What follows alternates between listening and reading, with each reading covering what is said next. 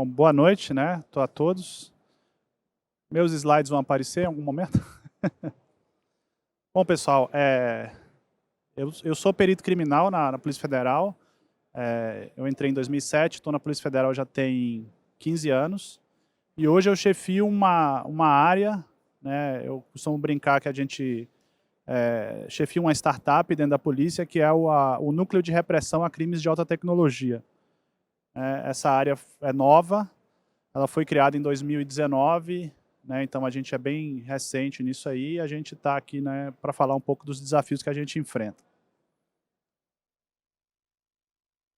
Bom, aqui é a estrutura, né, da Polícia Federal, um trecho dessa estrutura, né, então eu sou o chefe desse setor aqui, né, o Núcleo de Repressão a Crimes de Alta Tecnologia, faz parte da Divisão de Repressão a Crimes Cibernéticos, que a chefe é a delegada Cassiana, que faz parte da Coordenação Geral de Repressão a Crimes Fazendários, que faz parte da Direção de Investigação e Combate ao Crime Organizado. Então, mais ou menos, né, onde a gente está dentro da estrutura. A divisão hoje tem 3 sub-áreas, então a gente tem uma área de repressão a fraudes bancárias no FIBAN, cujo chefe é o APF Eric, eu sou o chefe dessa área aqui, e a gente tem um serviço de repressão a crimes de ódio e pornografia infantil, que a chefe é a delegada Rafaela. E a gente tem uma área nova, né, que não foi atualizado ainda o organograma, que é a Unidade Especial de Investigação de Crimes Cibernéticos, onde a gente toca alguns casos que são sensíveis. Então, a divisão foi criada em 2003, e ela foi formalizada em 2011, né, eu não vou me ater a essa questão aqui. O que a gente faz no órgão central? Né? Então, a gente coordena a repressão desses crimes de alta tecnologia, né? A gente também prospecta novas tecnologias de investigação e a gente faz também ações de capacitação para os policiais. O que a gente chama de crimes de alta tecnologia? Né? Então, eu trouxe uma definição que é da Europol, que fala que crimes de alta tecnologia são crimes cibernéticos que usam tecnologia eletrônica ou digital para atacar computadores ou redes de computadores. Então, o ponto-chave aqui é que a vítima é o próprio computador. Né? Esse diferencia o crime de alta tecnologia dos outros crimes cibernéticos. Né? Então, se você pensar em pornografia infantil, a vítima é uma criança que está sendo abusada. Se você pensar em fraude bancária eletrônica, a vítima é o correntista que teve sua conta fraudada. Então, em geral, né, na nossa casuística, a gente tem crimes que usam códigos maliciosos, né? Então, a parte de fraude bancária eletrônica, a gente trabalha em conjunto com a área de fraudes, mas a gente analisa basicamente malware bancário, né, a parte do código malicioso em si. Botnets, inclusive botnet de malware bancário, né, é uma área que a gente está atuando bastante. Casos de ransomware que combinam, né, malware com invasão, né, invasão de dispositivos e rede, ataques de negação de serviço e mineração clandestina de criptomoedas, que atualmente tem tido pouca casuística. Bom, vou falar rapidamente sobre invasão a sites públicos. Né? Existem várias motivações, né, que a gente vê nesse tipo de crime. Então, a mais comum, talvez, né, é o hacktivismo. Né? Antigamente, a gente tinha aqueles carinhas que trocavam a página do site, aí criava aqueles rankings lá no site Zone H, então os caras competiam entre si para ver quem hackeava mais páginas. Era uma atividade mais, como é que eu diria, mais infantil, mais assim, para mostrar capacidade, né? Envolvia muito SQL injection.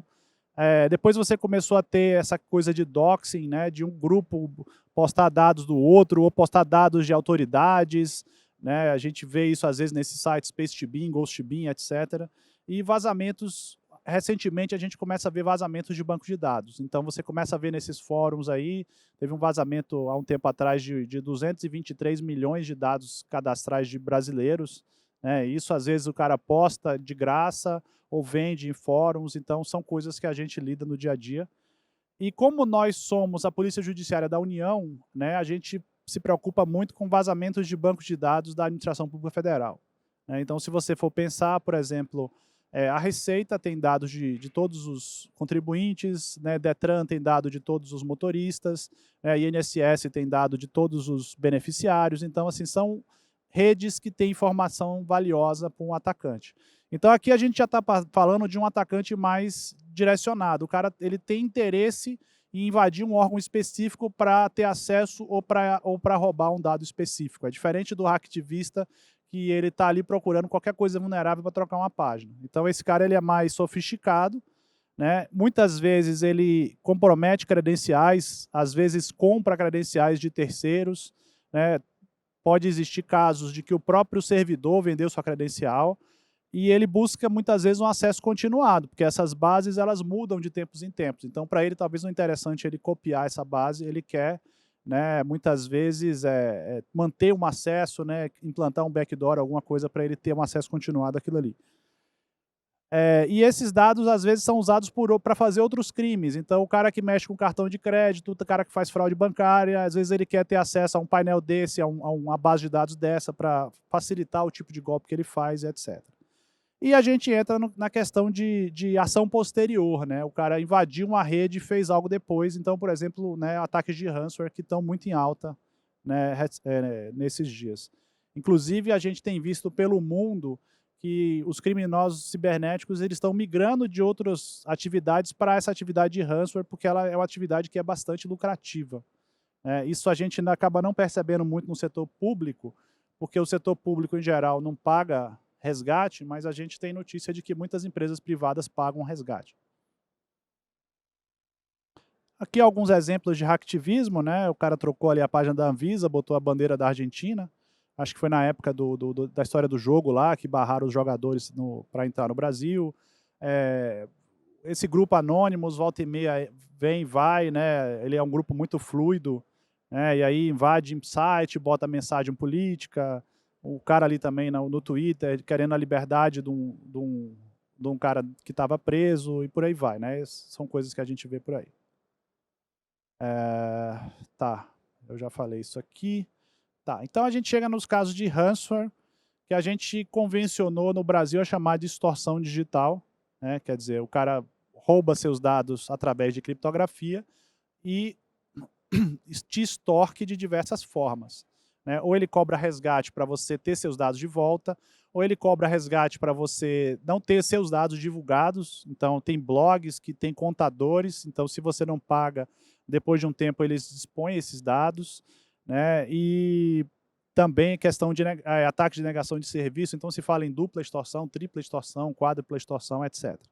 E é um problema sério, né? Porque você tem uma invasão, o cara invade sua rede, passeia na sua rede, criptografa um ativo sensível e rouba seus dados, né? Então você tem um problema que é difícil de sanar, inclusive porque o atacante depois passa a ter seus dados. E assim, o primeiro ataque registrado foi em 89, isso é uma coisa antiga, né? Foi na época, era tipo uma prova de conceito de pesquisadores, e a gente viu esse crescimento, né? 2017 teve um evento muito crítico que foi o WannaCry, que era um ransomware que propagava de uma máquina para outra. Então isso parou várias redes pelo mundo, hospitais, aqui no Brasil teve alguns públicos que pararam também.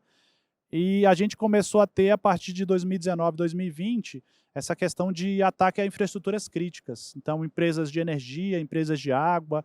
Teve um ataque nos Estados Unidos do Colonial Pipeline, que foi muito falado, né, que as pessoas não conseguiam botar gasolina no carro. Então, a gente teve um salto. A pandemia também facilitou isso, né, muita gente trabalhando de casa. E em 2020, a gente começou com essa questão de dupla extorsão. Na Polícia Federal, o primeiro caso que a gente tem notícia que foi investigado na Polícia Federal de ataque de ransomware foi em 2013.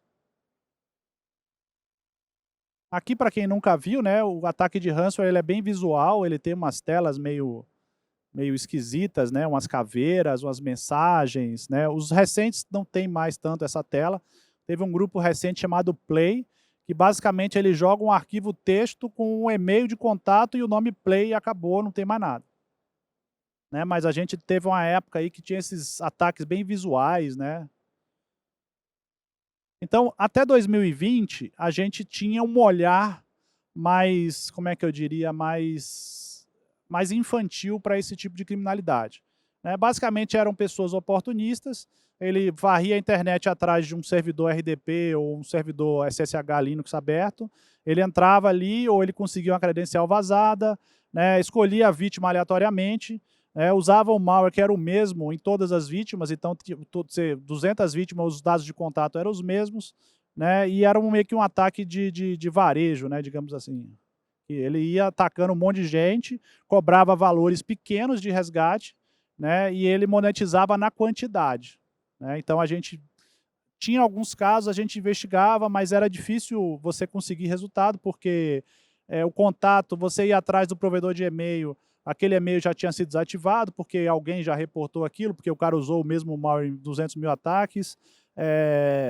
Os IPs normalmente eram IPs de VPN, são difíceis de rastrear, né, e os e-mails muitas vezes eram Protonmail, Tutanota, esses e-mails criptografados que você tem dificuldade de obter informação dos provedores. Usava criptomoedas para pagamento, alguns tinham uma indicação de como você fazia para comprar criptomoeda para fazer o pagamento, e a gente não tinha, nessa época, uma cooperação internacional como a gente tem hoje. Então a gente tinha dificuldade, às vezes, o cara veio da Alemanha, aí eu tinha que cooperar com a Alemanha para juntar os casos, fazer uma investigação mais complexa, e a gente, nessa época, não tinha essa facilidade.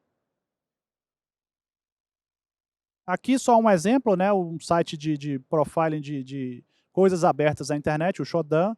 Se você procurar lá por RDP aberto, sai esse número aí, né, 3 milhões e cacetada. Então a superfície que o atacante tem para atuar é muito grande. Aqui alguns exemplos de nota de resgate, né, isso é muito característico desse ataque, sempre tem uma nota de resgate. Então, muitas vezes tem uma carteira de criptomoeda para o cara transferir o resgate, aí tem uma instruçãozinha de como é que o cara compra a criptomoeda, às vezes tem e-mail de contato, se você tiver alguma dificuldade, aí vai ter um cara lá para entrar em contato contigo, né. Alguns não têm a carteira mais, né, alguns têm e-mail, outros têm usuário de serviços de chat como Tox, né, então varia, alguns têm uma identificação que ele precisa para poder saber qual foi a chave que ele usou para criptografar, para ele te dar um decryptor daqueles arquivos, então tem de todas as variantes aí, né. O que acontece em relação à investigação, né, eu posso falar aqui pela Polícia Federal, né, mas eu acredito que a questão seja parecida com as polícias civis. O que acontece? A polícia dificilmente é o primeiro a ter acesso ao que, digamos assim, à cena do crime, né. Isso aqui é diferente de um crime tradicional em que, sei lá, uma pessoa morreu, alguém passa uma fita amarela aqui e chama a polícia, né. O crime foi contra um data center de uma empresa, contra um servidor, contra um computador. E você precisa restaurar aquele serviço, né, e o tempo que você vai levar para chamar a polícia chegar lá para fazer uma investigação, a evidência já desapareceu, né. Então a gente tem essa dificuldade, então a gente sempre defendeu a questão dos CSIRTs, né, das CERTs, ETIR, ou o nome que você quer chamar. Então hoje existe uma norma, né, que é essa norma complementar 5, ela foi atualizada, se eu não me engano, pelo GSI recentemente, eles criaram a IN, e hoje todas as entidades deveriam obrigatoriamente ter uma equipe de tratamento de incidente. E ter uma equipe de tratamento de incidente, pessoal, não é ter um cara da TI que faz a segurança. Ele é diferente do cara que cria uma regra de firewall, é diferente do cara que cria uma conta VPN. O cara de ETIR é um cara que entende a rede, entende quais são as faixas de IP, entende como as coisas estão configuradas, quais são os ativos, que tipo de log gera, e ele sabe fazer uma duplicação forense, ele sabe fazer um dump de memória, ele sabe coletar log, ele sabe preservar a evidência. Então é um conhecimento específico. Então não adianta você pegar o seu contrato de TI terceirizado e dizer, não, agora você faz ETIR também, né? É um trabalho um pouco mais especializado, e muitas empresas a gente vê que fala que tem ETIR, que tem CERT, o nome que você queira chamar, mas quando tem um incidente, você não tem ninguém que chegue lá, preserve a evidência, colete log relevante, né? Porque não adianta também pegar os 1 tera de log do cluster Elastic e mandar para a polícia, que a gente não vai conseguir processar e analisar esse log, né? Mas que consiga minimamente separar, triar e preservar a evidência. Tá? Isso para nós é muito importante. E comunicar para a autoridade competente, a gente ajudou a escrever uma norma, que é a norma complementar 21, que fala da preservação e comunicação para a autoridade. Então, se é uma empresa privada, em geral, vocês vão comunicar para a Polícia Civil do estado de vocês. Se for um órgão público, vocês vão comunicar para a Polícia Federal, se for crime contra a União. E aqui, né, que eu botei negrito, né, o tempo é um fator crucial. Então, quanto mais demora para preservar a evidência, quanto mais demora para comunicar, menor as chances. Já é difícil se tudo for lindo, maravilhoso. Se demorar anos, meses, aí realmente a chance de sucesso é muito baixa. E a gente começa a ver, como eu falei muito, né, evidência em memória. Então fazer dump de memória começou a ser fundamental nesses casos, né, e a gente saiu do ransomware de atacado para um ransomware mais especializado.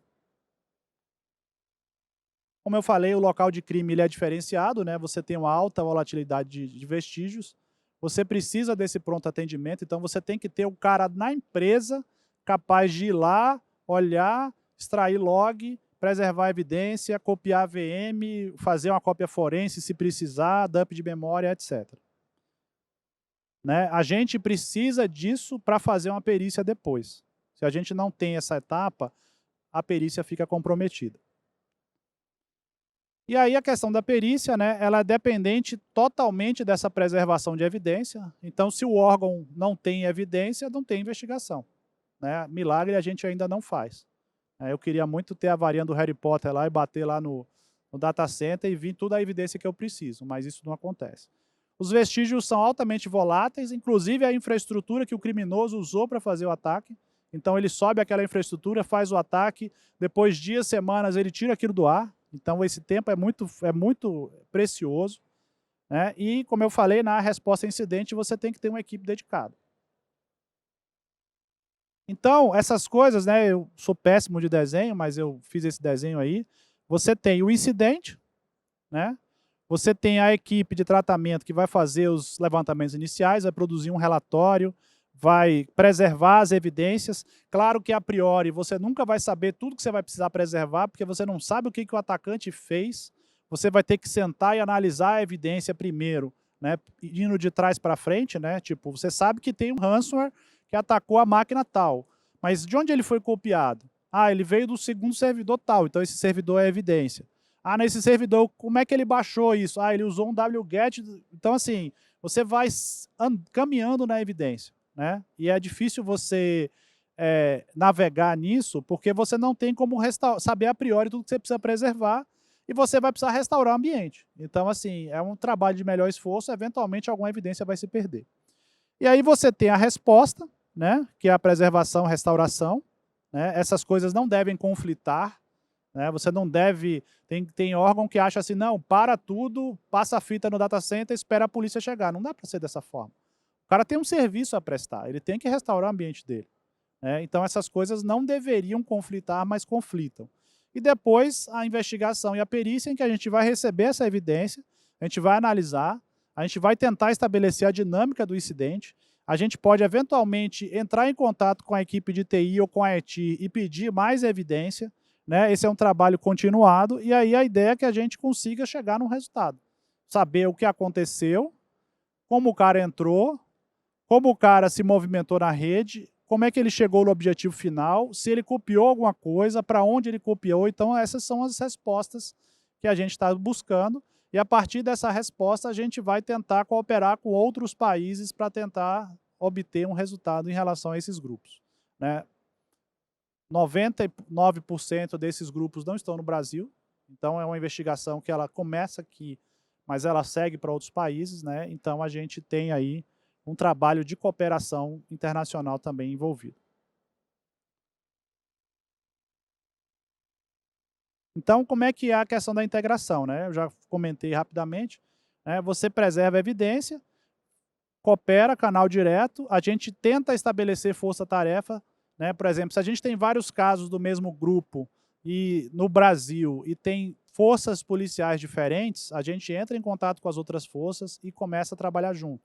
Se tem casos pelo mundo, a gente entra em contato com as outras forças policiais e tenta trabalhar junto. Isso aqui foi um alerta, né? Isso é um trabalho novo para nós. A gente tem trabalhado com o CETIR-Gov, com o CERT-BR, com, né, as ETIR de coordenação, que a gente chama, para alertar sobre ameaças iminentes. Então, esse foi um alerta que a gente fez esse ano sobre esse malware Symbiote. Né? Tem o colega da BlackBerry vai fazer uma apresentação sobre isso, acho que amanhã. Então, a gente viu vítimas dessa ameaça e a gente viu que precisava, né, produzir alguma coisa para a comunidade, para que a gente consiga entender o alcance dessa ameaça, se tem outras vítimas, e tentar fazer as pessoas se protegerem. Então, esse é um trabalho novo que a gente está fazendo. E aí, né, o caso do STJ, que foi 3 de novembro de 2020, né, foi um caso que mudou radicalmente a nossa percepção sobre esse tipo de ataque. Né, a gente chama que isso aqui foi um divisor de águas, né? Existe a Polícia Federal antes desse ataque, existe a Polícia Federal depois desse ataque. Foi um ataque altamente sofisticado, a gente nunca tinha visto um ataque de ransomware tão sofisticado. As ferramentas eram customizadas, aquele grupo usava as ferramentas específicas que eles desenvolveram. O ransomware era customizado para o STJ, ele foi compilado especificamente para aquela vítima. Pouquíssima evidência em disco, grande parte da evidência em memória. Né, um contato de e-mail específico para o STJ, né, e ele usava uma versão Linux do ransomware que ele cifrava as máquinas virtuais dentro do hypervisor. Dentro do SX lá, ele ia na pasta onde tinha os arquivos VMDK, para quem mexe com essa área, e cifrava aquilo dentro do hypervisor. Então, na época eu entrei em contato com as empresas de antivírus e nem eles tinham notícia de algo desse nível. Os malwares não tinham no vírus total, não era um ataque conhecido, então isso tudo mudou 100% a nossa percepção, e aí está a nota de resgate. Né? Essa nota de resgate estava dentro do servidor SX. Aqui foi a primeira vez que a gente fez um alerta conjunto com o CETIR, a gente fez um alerta no dia seguinte. Por quê? Porque no dia seguinte atacaram o GDF com o mesmo malware. Até hoje, para nós, é um mistério por que o cara que tinha acesso ao fonte podia recompilar e colocar os dados do GDF, ele atacou o GDF com o mesmo malware que tinha o contato do STJ. Mas, dada essa situação, né, havia uma crise generalizada, a gente falou, não, vamos parar, vamos fazer um alerta, vamos oferecer os hashes dos malwares, regras IARA, IOCs, que outros órgãos possam se proteger. Então, foi a primeira vez que a gente fez um alerta desse tipo. A gente fez em conjunto com nós, o CETIR, o SERPRO e a DataPrev. Então, cada um forneceu insumos e a gente fez esse alerta no dia seguinte. Né? Logo depois teve o ataque da Embraer. Esse ataque foi atendido por São Paulo e a gente deu apoio. Foi o mesmo grupo, né, esse grupo RansomX, o mesmo, bem parecido o modus operandi. E aí aqui tem uma diferença interessante. Né? Eles contrataram uma empresa privada para fazer a resposta a incidentes, e a empresa fez um trabalho muito bom. Né? Não vou dizer qual foi a empresa, para não fazer marketing, mas eles conseguiram coletar vários dumps de memória das máquinas afetadas, e isso ajudou a gente a analisar e a gente entendeu partes do ataque que a gente não tinha entendido no ataque do STJ. Então, para vocês verem a importância dessa preservação de evidências. E a gente fazendo o retrohunt no vírus total, a gente descobriu que tinha um caso no dia anterior do caso do STJ, que foi de uma escola de engenharia da França. A gente tentou cooperação, a empresa não quis cooperar com a polícia da França, né, mas foi o primeiro ataque que a gente tem notícia de ransomware desse grupo RansomX que cifrava ESX. E ele passou batido porque não foi noticiado. Então, a gente aprendeu o seguinte, a gente precisa trabalhar num modelo de força-tarefa, tanto internamente na polícia. Então, hoje a gente compõe, a gente chama o pessoal da perícia, nós que estamos na coordenação do órgão central e a descentralizada que está investigando. Né? A gente tenta, de uma forma mais ágil, analisar essas evidências e ver se tem evidências adicionais, entrar em contato com a equipe de TI do órgão ou com a ETI e pedir as evidências adicionais. E a gente está num trabalho de cooperação nacional e internacional. A Polícia Federal representa a Interpol no Brasil e a gente está, né, fazendo investigações mundiais com outros países sobre esses grupos. E aí, depois, né, a gente começou a ver a dupla extorsão. Na época do STJ não tinha, e o Embraer começou a aparecer, eles montaram um blog e começaram a colocar as vítimas lá também. Então, hoje você tem vários, né, blogs desses, né, RansomX, Lockbit, Nefilme, Revil, que foi preso recentemente pela Polícia da Romênia, Interpol, Europol, FBI. Você vê como as forças-tarefa dão certo. Então, aqui tem alguns exemplos desses blogs. Ali tem o do RansomX, você vê a Embraer lá. Né? Esse aqui do Lockbit, não, esse aqui é do Lockbit, aquele Corporate Leaks eu não me lembro agora de quem é. Então, assim, meio que para fechar, né, tem desafios essas investigações, então tem muito uso de VPN, né, e alguns provedores de VPN não guardam log, então mesmo que a gente faça cooperação internacional, muitas vezes a gente não consegue esses registros, né, então esse é um desafio que a gente tem. Cooperação nacional, cooperação internacional, a gente tem que quebrar muitas barreiras ainda. A polícia trabalha num modo de compartimentação, que a gente chama, em que a gente não divide detalhes de investigação com ninguém, mesmo internamente na polícia. Então, a gente está num trabalho de repensar a nossa forma de trabalho nesses tipos de crime, né? E a gente defende que a gente tenha investigações mundiais por grupo, né? Todos os países estão com esses problemas, todos os países estão lidando com isso, né? E se a gente não se juntar, a gente não vai ter sucesso. Sobre prevenção, não é muito nossa praia, mas a gente percebe que ter backup offline é a sua última linha de defesa, né? Muitos ataques procuram um servidor de backup na rede e criptografam também o servidor de backup, isso aconteceu no STJ. Né? Você ter uma gestão de patch, né, especialmente para serviços que estão externamente, a gente sempre tem dúvida se começou num phishing, se alguém explorou a vulnerabilidade conhecida de uma aplicação ou se alguém vazou uma credencial. Né? E o uso de MFA, né, controle de acesso externo. E a gente tem defendido, a gente sabe que é polêmico, mas que os órgãos não permitam acessos de rede de anonimização. Então, para que o cara vai entrar na VPN da empresa a partir de um NordVPN, a partir de um Cloudflare, Warp, etc? Não sei. Para mim, assim, se a pessoa está acessando a rede corporativa da empresa, deveria pelo menos expor de que endereço IP ele está acessando. Então, é um assunto polêmico, mas a gente tem defendido essa questão. Sobre a estrutura criminosa, né, você tem hoje esse ContiLeaks, né, que vazou a chats de um grupo. E isso a gente começou a ver que esses grupos são muito mais complexos do que a gente imaginava.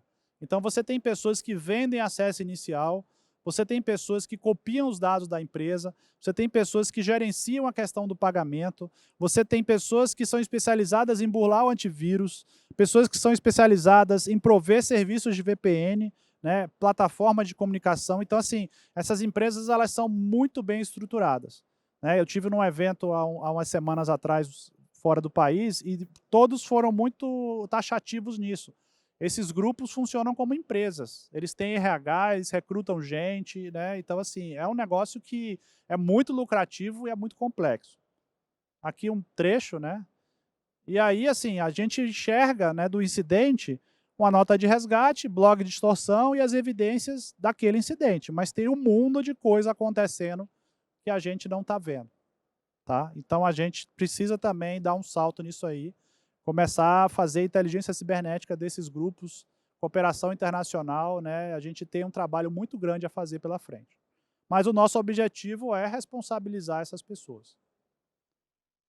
E aí, de vez em quando, aparece alguém que se revolta contra um grupo desses e vaza coisas. Né? Teve um recente agora, hoje, publicaram uma ferramenta que gera um software do grupo Lockbit. O cara postou no GitHub lá, ninguém sabe o contexto, mas esses vazamentos, às vezes, nos dão informações sobre como esses grupos operam.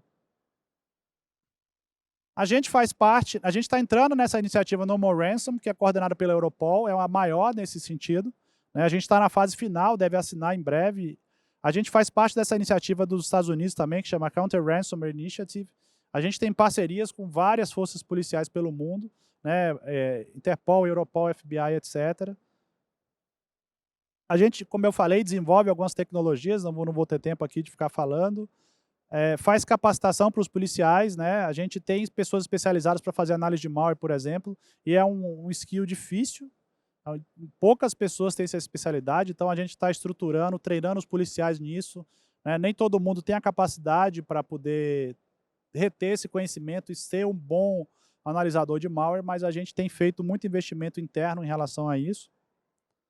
E é isso, né? Os crimes estão em expansão, né? Os ataques estão cada vez mais avançados, né? A gente está falando de algo que pode ser bancados por governos, alguns desses grupos podem ter financiamento governamental, a gente não sabe, né, e a gente precisa de uma ação global, a gente precisa começar a trocar informação, né, a polícia é um parceiro de vocês, né, a polícia atende a sociedade, a polícia não é um ente repressor ou um ente que vai, né, prejudicar o trabalho de vocês.